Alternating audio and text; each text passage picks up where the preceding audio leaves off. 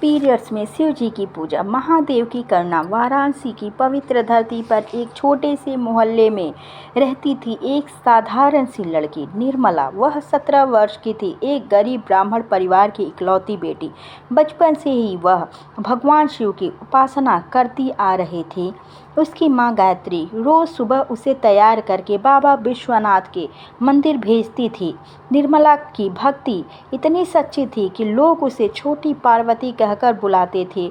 वह रोज शिवलिंग पर जल, बेलपत्र और फूल चढ़ाकर आरती करती। कभी कोई व्रत रह जाता तो वह रोने लगती। मंदिर के पंडित भी उसकी श्रद्धा देख भावुक हो जाते। लेकिन एक दिन ऐसा आया जब उसकी आस्था की परीक्षा होने वाली थी। श्रावण मास का पहला सोमवार था वह दिन, जिसे लेकर निर्मला महीनों से तैयारी कर रही थी। वह शिव को नीलकंठ स्वरूप में सजाने वाली थी। खुद अपना सारा जेवर गिरवी रखकर सुंदर फूल और पूजा सामग्री लाई थी। उसी सुबह जब वह उठी, उसे पता चला कि उसके पीरियड शुरू हो गए हैं। वह हिल गई। उसे माँ की वो बात याद आई, इन दिनों में मंदिर नहीं जाना चाहिए, शिवलिंग को मत छूना, ये अशुद्धता है। पर उसका हृदय कह रहा था, क्या मेरी भावना अशुद्ध हो गई है? क्या मेरा शिव मुझसे दूर हो जाएगा? वह रोती रही। पूरा दिन बीत गया पर उसका मन मंदिर जाने को बेचैन था। रात को वह बिना किसी को बताए चुपचाप मंदिर पहुंच गई। बारिश हो रही थी, मंदिर के द्वार बंद थे, पर वह बाहर बैठकर शिव का स्मरण करती रही। भीगती रही, कांपती रही, पर डटी रही।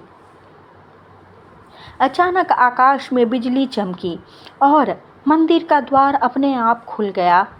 बारिश से भीगी हुई निर्मला कांपती हुई मंदिर के द्वार पर बैठी थी। वह द्वार जो हर रात 8 बजे बंद कर दिया जाता था, उस दिन बिजली की तेज गर्जना के साथ अपने आप खुल गया।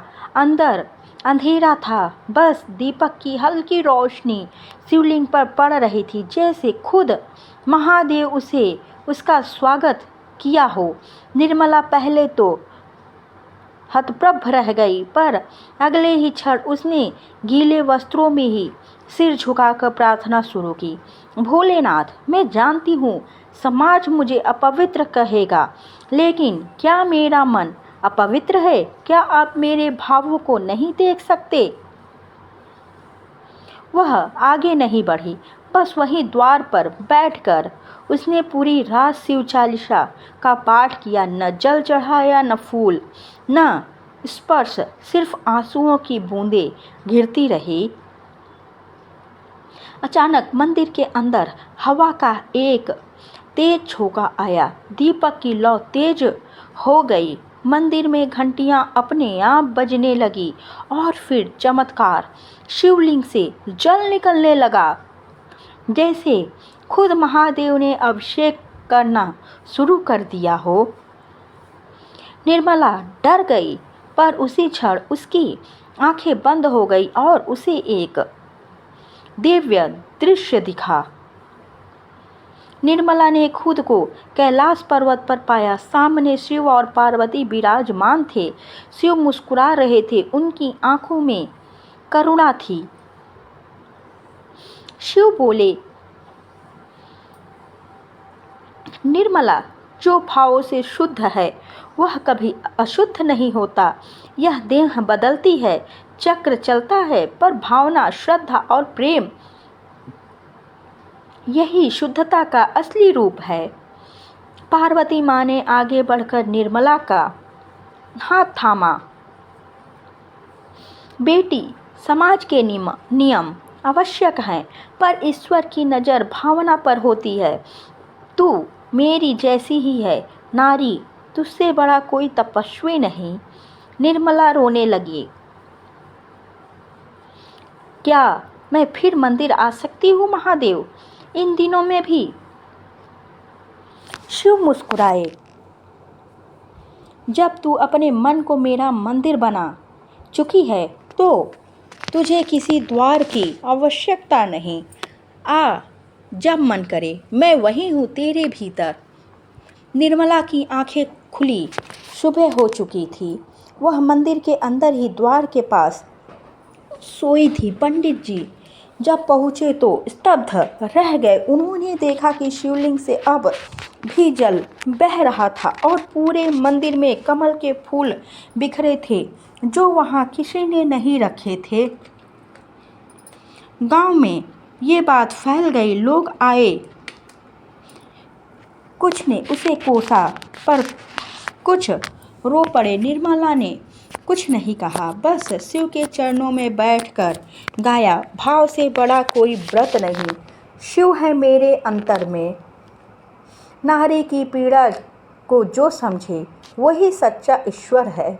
निर्मला के लिए वह सुबह केवल एक चमत्कार नहीं बल्कि आत्मा की पुनः जन्म जैसी थी। पर जैसे ही वह मंदिर से बाहर आई, असली परीक्षा शुरू हुई। गांव की कुछ औरतें ने उसे घेर लिया। पीरियड्स में मंदिर गई? तूने अपवित्र कर दिया शिवलिंग को। अब ये मंदिर अशुद्ध हो गया है। निर्मला चुप रही। उसने कुछ नहीं कहा, बस अपनी माँ को देखा। गायत्री की आंखें भर आई थी, लेकिन वह अपनी बेटी पर क्रोधित नहीं थी। उन्होंने उनकी आंखों में कोई डर नहीं देखा, बस एक आत्मविश्वास और दिव्यता थी जो पहले कभी नहीं थी। पंडित जी ने भी गांव वालों को समझाने की कोशिश की। जिस दिन ये मंदिर अपने आप खुला है और शिवलिंग से जल बहा, वो दिन मैंने अपनी 40 साल की सेवा में नहीं देखा। वो शिव का संकेत था कि उन्होंने इसे अपनाया है। लेकिन समाज के नियम जल्दी नहीं बदलते। निर्मला को मंदिर में आने से रोक दिया गया। अगली सुबह गांव के मंदिर का शिवलिंग काला पड़ गया था। मंदिर में कोई दीप नहीं जल रहा था और अंदर जाते ही एक अजीब भय का अनुभव होने लगा। पंडित जी ने कई बार पूजा की पर शिवलिंग से कुछ भी ऊर्जा नहीं मिल रही थी। एक बुजुर्ग साधु जो कई वर्षों से हिमालय से दर्शन के लिए नीचे आए थे, उन्होंने मंदिर देखा और कहा, जहाँ श्रद्धा को ठुकराया जाए वहाँ ईश्वर नहीं टिकते। शिव तो भस्म में रहते हैं, शुद्ध और अशुद्ध के पार। वह भाव के भूखे हैं, शरीर के नहीं। गांव की भीड़ अब हक्की बक्की थी। धीरे धीरे सबकी नज़र निर्मला की ओर गई। सबका सिर झुक गया। निर्मला अब गांव के बाहर नदी किनारे बैठकर शिव का ध्यान करती थी। उसने वहाँ एक छोटा शिवलिंग बना लिया था, मिट्टी का। वह रोज वहीं पूजा करती। कोई बेलपत्र नहीं, कोई विशेष सामग्री नहीं, बस आंसू, श्रद्धा और प्रेम। और वहीं धीरे धीरे लोग आने लगे। जिसके घर में दुख था वो उससे मिलने आते। बच्चों की पढ़ाई रुकी हो, किसी की बीमारी हो, निर्मला की प्रार्थना से सबका समाधान मिलने लगा। एक दिन गांव की सबसे धनी औरत कंचन देवी का बेटा मोनू नदी में बह गया।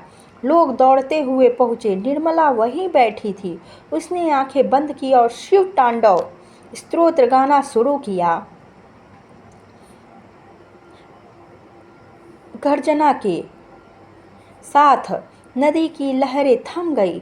कुछ क्षणों बाद लोगों ने देखा मोनू, जो मर चुका माना जा रहा था, तट पर बेहोश पड़ा था, जीवित। उस दिन पूरा गांव रो पड़ा। फिर निर्मला से सबने माफ़ी मांगी। गांव वालों ने मिलकर मंदिर में उसके स्वागत की तैयारी की। पंडित जी ने स्वयं उसे आकर बुलाया। बेटी, शिव ने तुझसे चुना है हमारे लिए, कृपया लौट आओ। निर्मला मुस्कुराई और बोली, मैं कब गई थी? शिव तो हमेशा मेरे साथ हैं, अंदर भी बाहर भी। पर अब समाज को समझाना होगा। नारी का हर रूप पूजनीय है, हर अवस्था में। उसी दिन से मंदिर में एक नई परंपरा शुरू हुई। पीरियड्स के दौरान भी नारी के सम्मान की। उस दिन के बाद वाराणसी के उस छोटे से गांव की हवाओं में एक नया संदेश फैलने लगा। शुद्धता भावना में होती है, शरीर की अवस्था में नहीं। निर्मला मंदिर लौटी, पर इस बार वह सिर्फ एक भक्त नहीं थी, वह एक संदेशवाहक बन चुकी थी। उसकी आंखों में अब डर नहीं, बल्कि आत्मा की स्थिरता थी। मंदिर के गर्भगृह में जब वह शिवलिंग के सामने खड़ी हुई तो चारों ओर दिव्यता का ऐसा प्रकाश फैला कि कई श्रद्धालुओं की आंखें नम हो गई।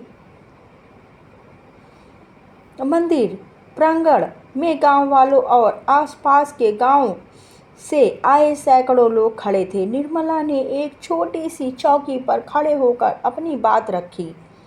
जब मैं छोटी थी तब मेरी माँ ने सिखाया कि शिव शुद्धता के देवता हैं, पर उन्होंने कभी ये नहीं बताया कि वो भावना के देवता हैं, करुणा के, समझ के। जब पीरियड्स में मुझे मंदिर आने से रोका गया तो मुझे लगा मैं पाप कर रही हूँ, पर जब खुद शिव ने मुझे अपने दर्शन दिए तब समझ आया, पाप वो नहीं जो समाज कहे, पाप वो है जो हमें ईश्वर से दूर करे। नारी का रजस्वला होना अपवित्र नहीं, यह तो उसका सृजनशील रूप है। यह प्रकृति है जिसे खुद महादेव ने माँ पार्वती के रूप में अपनाया है। क्या माँ पार्वती अपवित्र है? क्या देवी काली अशुद्ध है? नहीं। फिर एक साधारण नारी जो प्रेम से शिव को पुकारती है, वो क्यों अशुद्ध कही गई? लोगों की आंखें भर आई। उस रात निर्मला को फिर स्वप्न आया। इस बार शिव केवल मुस्कुराते नहीं थे, उन्होंने वरदान दिया, बेटी तूने भावना की सच्ची परिभाषा दी, अब तू जहाँ बैठेगी वहाँ मेरा वास होगा। मैं वचन देता हूँ, जो भी नारी किसी भी अवस्था में शुद्ध मन से मुझे पुकारेगी, मैं स्वयं वहाँ पहुँचूँगा। शिवलिंग के पास अचानक एक नई आकृति उभर आई, एक छोटी सी मूर्ति जिसमें शिव और पार्वती के साथ बैठे थे और उनके चरणों में निर्मला जैसी कन्या बैठी थी।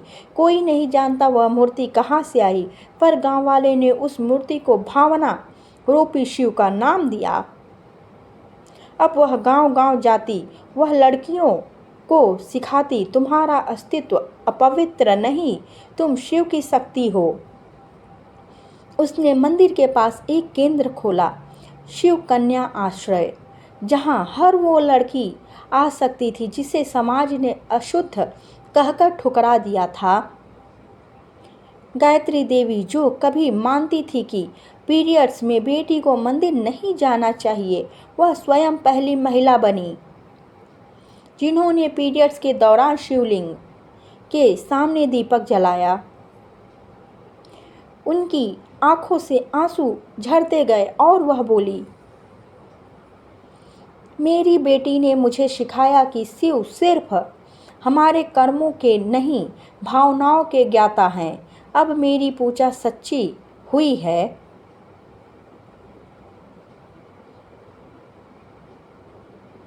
ओम नमः शिवाय। हर हर महादेव। अगर आपको ये कहानी अच्छी लगी हो तो कमेंट बॉक्स में हर हर महादेव अवश्य लिखें।